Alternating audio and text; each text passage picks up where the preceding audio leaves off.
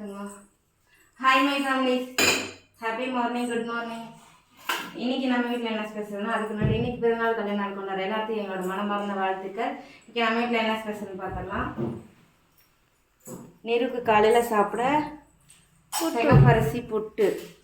சிகப்பரிசி ஏன் கம்மியாக இருக்குன்னா, இன்னைக்கு ரக்ஷுக்கு வந்து காலேஜ் இல்லை, அதனால் நிருக்கு வந்து சிகப்பரிசி புட்டும் வெள்ளை சர்க்கரையும்.